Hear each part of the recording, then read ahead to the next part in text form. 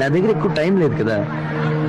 నేను చచ్చిపోయేలోపు వీలైనంత ప్రపంచాన్ని నవ్వించాలి, అందరినీ హ్యాపీగా ఉంచాలి.